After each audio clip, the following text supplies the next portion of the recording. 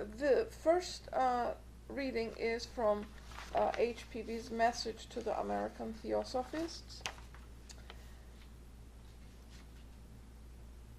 It says, the tendency of modern civilization is a reaction towards animalism, towards a development of those qualities which conduce to the success in life of man as an animal in the struggle for animal existence. Theosophy seeks to develop the human nature in man in addition to the animal, that the sacrifice of the superfluous animality which modern life and materialistic teachings have developed to a degree which is abnormal for the human being at this stage of his progress. Men cannot all be occultists, but they can all be theosophists. Many who have never heard of the society are theosophists without knowing it themselves, for the essence of theosophy is the perfect harmonizing of the divine with the human in man, the adjustment of his godlike qualities and aspirations and their sway over the terrestrial or animal passions in him. Kindness, absence of every ill feeling or selfishness, charity, goodwill to all beings, and perfect justice to others as to oneself are its chief features. He who teaches theosophy preaches the gospel of goodwill, and the converse of this is true also. He who preaches the gospel of goodwill teaches theosophy. This aspect of theosophy has never failed to receive due and full recognition in the pages of The Path, a journal of which the American section has good reason to be proud. It is a teacher and a power, and the fact that such a periodical should be produced and supported in the United States speaks in eloquent praise both of its editor and its readers. America is also to be congratulated on the increase in the number of the branches or lodges which is now taking place. It is a sign that in things spiritual as well as things temporal, the great American Republic is well fitted for independence and self-organization. Here in England, theosophy is waking into new life. The slanders and absurd inventions of the Society for Psychical Research have almost paralyzed it, though only for a very short time, and the example of America has stirred the English theosophists into renewed activity. I am confident that when the real nature of theosophy is understood, the prejudice against it, now so unfortunately prevalent, will die out. Theosophists are of necessity the friends of all movements in the world, whether intellectual or simply practical, for the amelioration of the condition of mankind.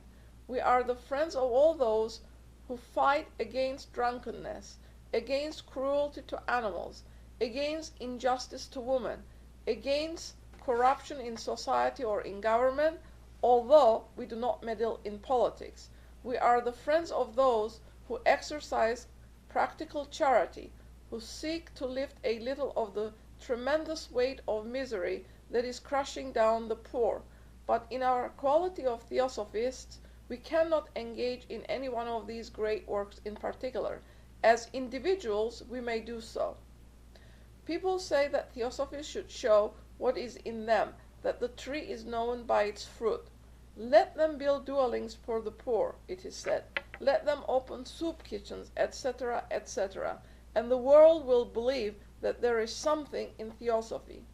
These good people forget that theosophists as such are poor, and the founders themselves are poorer than others, and that one of them, at any rate, the humble writer of these lines, has no property of her own, and has to work hard for her daily bread whenever she finds time from her theosophical duties. The function of theosophists is to open men's hearts and understandings to charity, justice, and generosity, attributes which belong specifically to the human kingdom and are natural to man, and when he has developed the qualities of of a human being. Theosophy teaches the animal man to be a human man, and when people have learned to think and feel as truly human beings should feel and think, they will act humanely, and works of charity, justice, and generosity will be done spontaneously by all. And now, the second reading.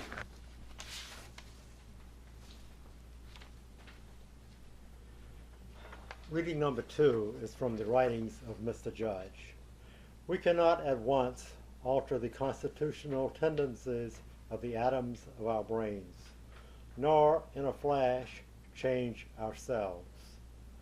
We are insensibly affected by our education, by the ideas of our youth, by the thought, whatever it is or was, that preceded our entrance upon theosophy.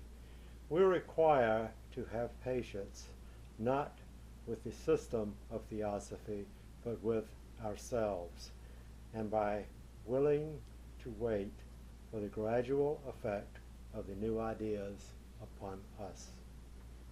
The taking up of these ideas is, in effect, a new mental incarnation, and we, just as is the case of a new manvantara, have to evolve from the old estate and with care gradually eradicate the former bias. It is taught in the secret doctrine that the moon is a parent of the earth and has given to us all that we are now working over in our world. It is the same in the case under consideration. Our former mental state is our mental moon, and has given us certain material which we must work over, for otherwise we attempt to go contrary to a law of nature and will be defeated. Some may ask if there is not any sort of study that will enable us to shave off these old erroneous modes of thought. To them, I can only give the experience of many of my friends in the same direction.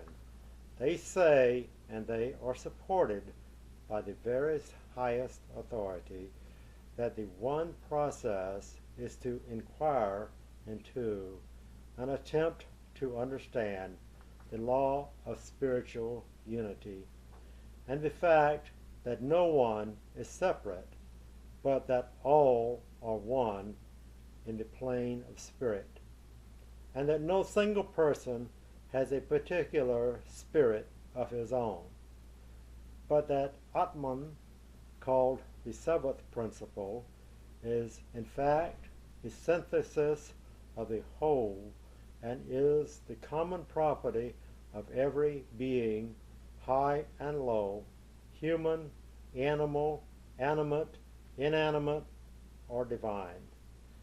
This is a teaching of the Mandukya Upanishad of the Hindus, and the meaning of the title Mandukya is shaving, because it shaves off the errors which stand in the way of truth, permitting them the brilliant lamp of spiritual knowledge to illuminate our inner nature.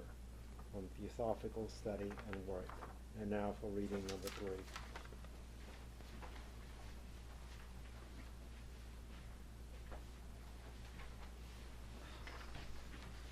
Good morning. Reading number 3 is from the writings of Mr. Crosbie, from In the Beginning Letters.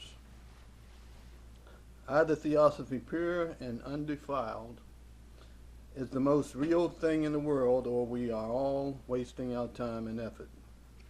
If we are able to conceive its reality in all seriousness, we should then never cease trying to understand and apply what has been recorded by Master's messenger for our guidance and instruction. What is the distinction between theosophy and anything else? In fundamental principles, I should say. Nothing else affords an all-inclusive view of existence. The real point of issue is the divine nature in man. The real basis of work is to impress this on the minds of those who come. In Theosophy, we have this basis. A right philosophy is desperately needed by the world. Without this, strength and special faculties are useless because they are misapplied. Theosophy is not merely words. It is life, and this includes all things in life and all the planes of living. To have brotherhood among the many, it is first necessary to realize brotherhood among the few, and the basis of brotherhood is the divinity inherent in all men. We may not be able to apply as fully as we and others might desire all the axioms and reasoning of the philosophy, but what of that? We can apply what is possible and all that is possible to us, and in that application, greater understanding and facility arise. Each one has to find his own way. Words cannot give it, yet there is a way for each. Most of the trouble lies in trying to see, trying to hear, trying to think it all out, instead of applying what we do see. All ability comes very gradually, imperceptibly, felt, grasped, realized, rather than perceived in the ordinary sense. We are all links in the great chain of the theosophical movement. What affects one affects all, and in degree. We and all other true students are linked with the Great Lodge by aspiration, by service, by following the Master's program, as nearly as we know. All sincere students are surrounded by an invisible escort as long as their faces are set toward the goal and they remain staunch to Master's program. Masters neither push, pull, nor hinder voluntary action. To do so would be to prevent true self-reliance. They have spoken clearly of their nearness to all those who try and ever keep trying. Paraphrasing a saying of the Master, we might say, all theosophy is before you, take what you can.